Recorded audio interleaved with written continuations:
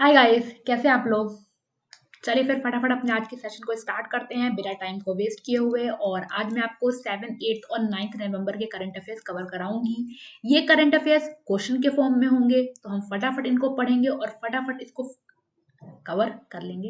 तो चलिए आज का पहला सवाल देखते हैं, और ये रहा आज का पहला सवाल। Which state announced initiative for refugees SC and ST people, यानी कि हाल ही में शरणार्थी एससी और एसटी लोगों के लिए किसने पहल की घोषणा की है। यहाँ बात हो रही है रिजर्वेशन की, यहाँ बात हो रही है उनके लिए काफी सारे प्लान्स की।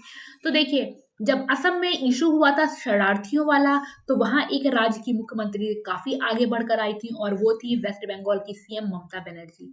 तो ममता बनर्जी सरकार के द्वारा ही ये घोषणा की गई है। करेक्ट आंसर है Paschim Bangal, West Bengal. Indian army chief was made honorary general of which nations army. हाल ही में भारतीय सेना प्रमुख को किस राष्ट्र की सेना का मानद जनरल बनाया गया है। तो देखिए, एमएम नरवाने जो हमारे देश के आर्मी चीफ हैं, इनको हाल ही में नेपाल के prime minister KP Sharma Oli के द्वारा ऑनरेरी जनरल की उपाधि दी गई है। तो यहाँ सही जवाब है ऑप्शन नंबर सी, नेपाल। ठीक।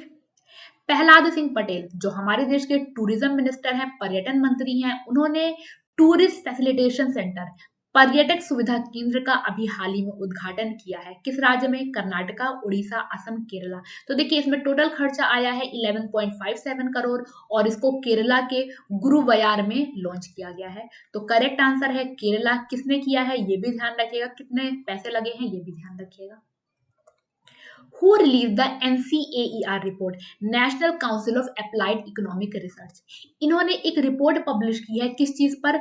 मॉनसून मिशन पर कितना इन्वेस्टमेंट हो सके, उसके क्या बेनिफिट हैं, इकोनॉमिक बेनिफिट, और कैसे कंप्यूटिंग फैसिलिटीज का ज्यादा से ज्यादा इसमें यूज किया जा सकता है। तो एक सवाल तो ये बन सकता है कि इस रिपोर्ट को किसने पब्लिश किया है, और इस रिपोर्ट को किसने रिलीज किया है। यानी इस रिपोर्ट को जारी किया गया है हमारे देश के स्वास्थ्य और earth science minister doctor Harshvardhan के द्वारा। तो यहाँ करेक्ट आंसर है ऑप्शन नंबर बी। ओके, यहां तक आई होप आपको सारे पॉइंट क्लियर हो गए होंगे, अभी तक के चारों सवाल आपको क्लियर होंगे। अगला सवाल देखिए, which state has withdrawn general consent accord to CBI to probe cases. तो देखिए, क्या होता है, जब भी सीबीआई किसी राज्य में किसी केस के लिए जाती है, तो उनके पास काफी सारे राज्यों से ऑलरेडी परमिशन होती है, यानी उन्हें राज्य से अलग से परमिशन नहीं लेना पड़ता। बट हाल ही के टाइम में महाराष्ट्र और वेस्ट बंगाल ने ये जो परमिशन ऑटोमेटिक वाली है, बाय डिफॉल्ट है, उसको ले लिया है। और रिसेंटली केरला सरकार ने भी ऐसा किया है। ये केरला के सीएम है पी विजयन, और यहाँ करेक्ट आंसर है option number B. Who became new MD and CEO of ONGC Videsh, यानी ओएनजीसी की जो सब्सिडरी है ओएनजी विदेश, इसके नए एमडी सीईओ कौन बनाए गए हैं? अरुण कोहली, एके गुप्ता, दीपक चहर और सुधांशु त्रिवेदी। तो ओएनजीसी विदेश ने अभी हाल ही में अपना नया एमडी सीईओ किसे बनाया है? एके गुप्ता को। तो करेक्ट आंसर है ऑप्शन नंबर बी। अगला सवाल क्या है, which channel signed MOU to launch education TV channel. तो देखिए, डीडी के जो भी चैनल्स हैं वहां इनको दिखाया गया, ऐसे 51 चैनल्स को स्टार्ट करने की बात की जा रही है। और इसके लिए जो हमारे देश की प्रसार भारती है, उसने Bhaskaracharya national institute for space application और जियो इंफॉर्मेटिक के साथ एग्रीमेंट किया है। तो यहाँ करेक्ट आंसर है प्रसार भारती। अच्छा, Faraz Khan passed away, he belong to which profession. तो आप सब ने फराज खान को टीवी में देखा होगा, मूवीज में देखा होगा। पुराने टाइम पे 90s की मूवीज में फराज खान काफी ज्यादा आते रहते थे, और ये एक्टर थे, और हाल ही में इनका निधन हो गया है। तो करेक्ट आंसर है अभिनेता। The International Day for Preventing the Exploitation of the Environment in War and Armed Conflict। तो देखिए, जब भी लड़ाई होती है, जब भी युद्ध होता है, जब भी देशों के बीच में संघर्ष होता है, तो पर्यावरण को जबरदस्त नुकसान पहुंचता है। उसी को रोकने के लिए एक अंतरराष्ट्रीय दिवस ऑब्जर्व किया गया। ये किस दिन ऑब्जर्व किया गया है? और ये 6 नवंबर को ऑब्जर्व किया जाता है। तो करेक्ट आंसर है ऑप्शन नंबर सी। अच्छा, India signed MOU on covid vaccine with which country. तो देखिए, हाल ही में Pune based serum institute of India ने इस देश को 3 करोड़ वैक्सीन प्रायोरिटी बेसिस पे, यानी कि प्राथमिकता बेसिस पे देने की बात की है। वैक्सीन का नाम कोविड शील्ड, और ये एग्रीमेंट हुआ है हमारे पड़ोसी मुल्क बांग्लादेश के साथ, यानी हमारा जो पड़ोसी राज्य है, पड़ोसी देश है बांग्लादेश, उसके साथ इंडिया ने ये एग्रीमेंट साइन किया है। किसने किया है, किस चीज के लिए किया है और कितने के लिए किया है, ये सब मैंने आपको बता दिया। टीवी में एडवर्टीजमेंट अब तक आप देख चुके होंगे। सिस्का ग्रुप ने अपना नया ब्रांड एम्बेसडर किसे बनाया है? सिस्का ग्रुप ने अपना नया ब्रांड एम्बेसडर वर्सेटाइल एक्टर राजकुमार राव को बनाया है। तो सिस्का ग्रुप के नए एम्बेसडर हैं राजकुमार राव। एग्जाम पर्पज से इंपॉर्टेंट है, याद रखिए।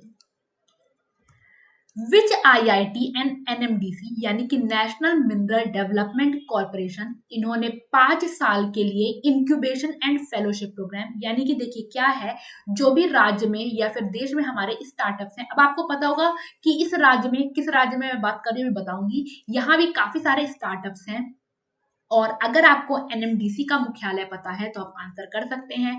ये राज्य है हैदराबाद, और हैदराबाद बेस्ड स्टार्टअप्स को काफी ज्यादा टेक्नोलॉजी और पैसे की मदद यहाँ मिलने वाली है, इसी के लिए इन दोनों के बीच एग्रीमेंट हुआ है। तो करेक्ट आंसर है IIT हैदराबाद और NMDC। अगला सवाल क्या है, which country successfully launch 13 satellite in single rocket. ये खुद में भी एक रिकॉर्ड है कि एक ही रॉकेट में 13 उपग्रहों को अभी हाल ही में किस देश के द्वारा सफलतापूर्वक प्रेक्षण किया गया है, और ये देश कौन सा है, ये देश है चाइना। तो याद रखिएगा 13। ओके, आइए। Who launched Nurturing Neighborhoods Challenge Data Maturity Assessment Framework for Cycle 2 and Training Program for City Data Officer। देखिए यहाँ नहीं पता है, ज्यादा दिमाग लगाने की जरूरत नहीं है। यहाँ एक शब्द पिक करिए, सिटी डेटा ऑफिसर, यानी कि हम बात कर रहे हैं शहर की, हम बात कर रहे हैं अर्बन एरिया की, और हमारे देश के अर्बन एरिया मंत्री कौन है? हमारे देश के अर्बन एरिया मिनिस्टर है हरदीप सिंह पुरी। बस इतना याद रखना है, ठीक। आइए, where did prime minister Modi chaired CCEA approved ₹1810 crore investment for hydro power project. तो देखिए हाइड्रो पावर प्रोजेक्ट का नाम है Luhri stage 1 hydro power project. किस नदी पर बना है? सतलज रिवर पर। इसके लिए अभी हाल ही में 1810 करोड़ रुपए फंड किए गए हैं, और ये है कहाँ? ये है हिमाचल प्रदेश। इतना पॉइंट है जो आपको याद रखना है, एग्जाम में डायरेक्ट पूछ सकते हैं कि Luhri stage 1 hydro power project किस राज्य में है, तो आप याद रखिएगा हिमाचल प्रदेश में। शक्तिकांता दास जो हमारे RBI गवर्नर हैं, उन्होंने अभी SAARC central bank governors meeting को चेयर किया, उसको हेड किया। तो ये किस नंबर की मीटिंग थी, ये मेरा आपसे सवाल है। सार्क देश आपको पता ही है, भारत इसका मेंबर है और इसका मुख्यालय काठमांडू में है, और अभी इनके सेंट्रल बैंक गवर्नर की 40th मीटिंग हुई। तो करेक्ट आंसर है ऑप्शन नंबर सी। अच्छा, who became the brand ambassador for Namami Gange project. अब नमामि गंगे प्रोजेक्ट है क्या? ये हमारी गंगा को साफ सुथरा करने के लिए ये प्रोजेक्ट है, और अभी हाल ही में इसके ब्रांड एम्बेसडर, मुझे ऐसा लगता है कि हम सबके फेवरेट रहे होंगे बचपन में, कॉमिक बुक जनरेशन से जो है, 90s से जो है, उन्होंने चाचा चौधरी को जरूर पढ़ा होगा, मेरे फेवरेट हुआ करते थे। और यहाँ करेक्ट आंसर है ऑप्शन नंबर ए, चाचा चौधरी। फोटो में आप चाचा चौधरी और साबू को देख सकते हैं।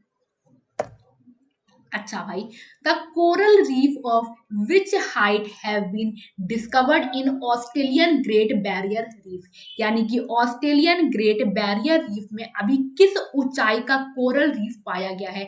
120 साल बाद इतना बड़ा कोई कोरल रीफ पाया गया है, क्योंकि अभी हाल ही के टाइम में हम इंसानों ने कोरल रीफ को बहुत नुकसान पहुंचाया है, और 500 मीटर का कोरल रीफ ऑस्ट्रेलिया के ग्रेट बैरियर रीफ में पाया गया है, जो काफी अच्छी खबर है, ठीक।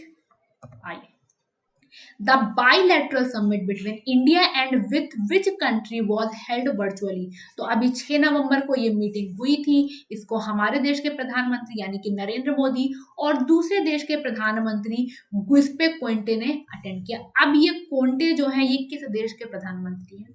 देखिए भाई, जर्मनी में जो एक नाम आपको याद रहता है वो रहता है एंजेला मार्केल। फ्रांस, ओके, हाल ही के टाइम में फ्रांस जो है, इसके जो प्रधानमंत्री हैं वो बहुत न्यूज में रहे हैं, क्योंकि इस्लाम वाला पेरिस में जो इशू हुआ उसको लेकर बहुत पूरी दुनिया में उनको गल्फ नेशन ने घेरा, मुस्लिम देशों ने घेरा।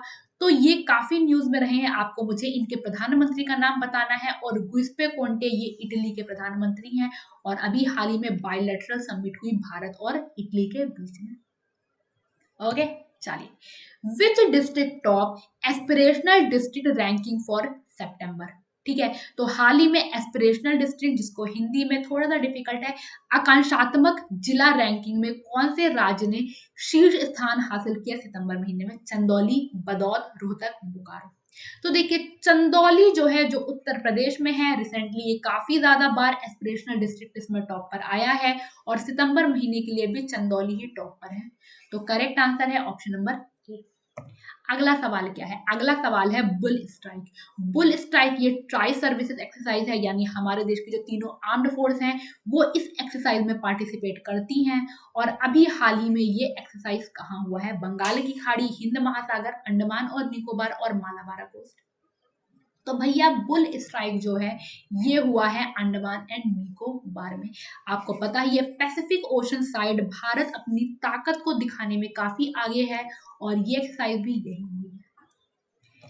अगला सवाल क्या है? अगला सवाल है, अभी हाल ही में 4th मीटिंग हुई ओपेक इंडिया डायलॉग की। ठीक है, इसको एक तो चेयर किया किसने? ओपेक के जो सेक्रेटरी जनरल हैं मोहम्मद संसूई बरकिंदो ने। हमारे देश से इसमें किसने को चेयर किया?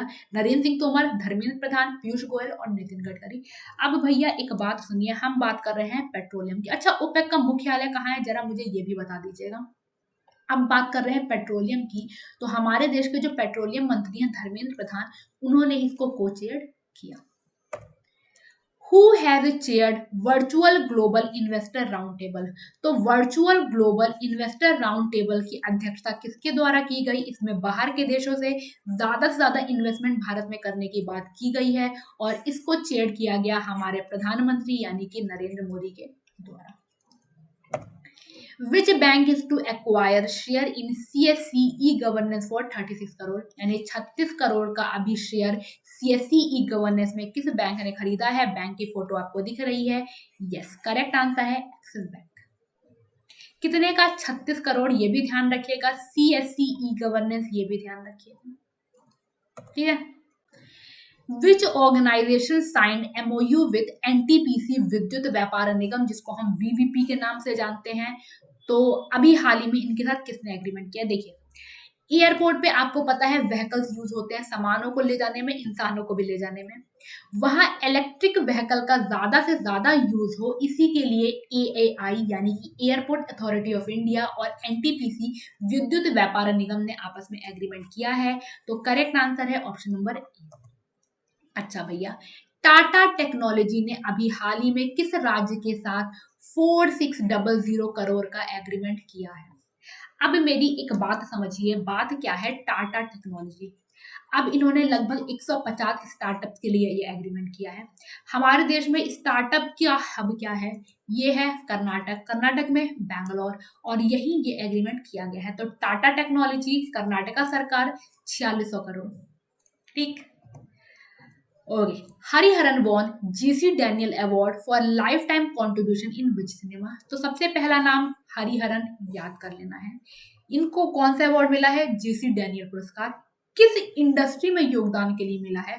तो ये मलयालम इंडस्ट्री के बहुत बड़ा नाम है, और वही इनको ये अवार्ड दिया गया है उसी के लिए। तो करेक्ट आंसर है option number B. Kottoor elephant rehabilitation centre, ये दुनिया का सबसे बड़ा केयर सेंटर बन गया है, और ये किस राज्य में है ये आपको मुझे बताना है। अब भैया हम बात कर रहे हैं एलिफेंट की। एलिफेंट हमारे देशों में अगर आप देखेंगे सबसे ज्यादा केयर सेंटर या सबसे ज्यादा उनकी जो इंपॉर्टेंस है टूरिज्म में, काफी सारी चीजों में, वो है केरला में। और केरला की राजधानी तिरुवनंतपुरम में ही ये सेंटर है। दुनिया का सबसे बड़ा देखभाल केंद्र है, एग्जाम पर्पस से बहुत इंपॉर्टेंट है।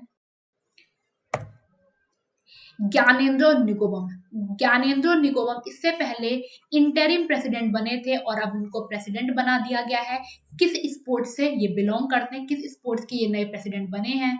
और देखिए, अभी अगर आपको पता हो हॉकी फेडरेशन, हॉकी फेडरेशन में ये पहले अंतरिम अध्यक्ष थे, अब इनको अध्यक्ष बना दिया गया है।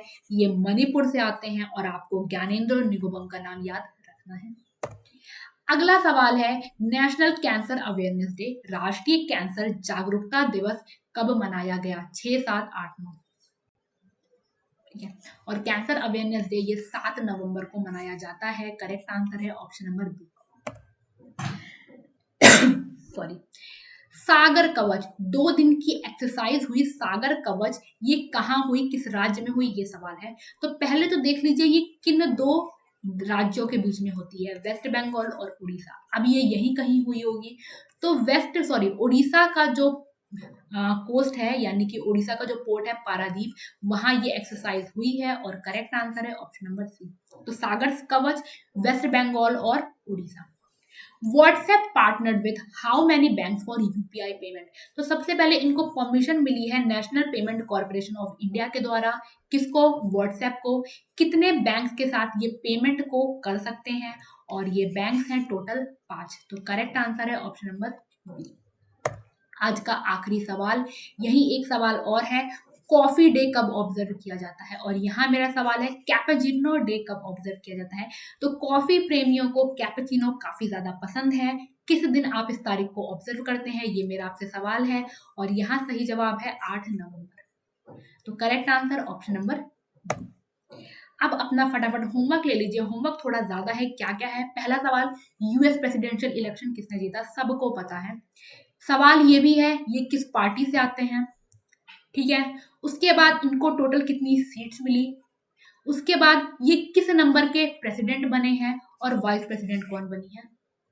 दूसरा सवाल, अभी हाल ही में अर्थ ऑब्जर्वेशनल सैटेलाइट EOS-01 और 9 अदर सैटेलाइट को किस देश के द्वारा लॉन्च किया गया है? ठीक है, तो ये था हमारा आज का करंट अफेयर्स। होमवर्क आप सबसे मैं कमेंट बॉक्स में उम्मीद करती हूँ, फटाफट सब मुझे आंसर कमेंट बॉक्स में दे दीजिएगा। इसके अलावा ये मेरे बाकी कोर्सेज हैं जिनको आप फॉलो कर सकते हैं और अपने जीके के ज्ञान को और ज्यादा बढ़ा सकते हैं।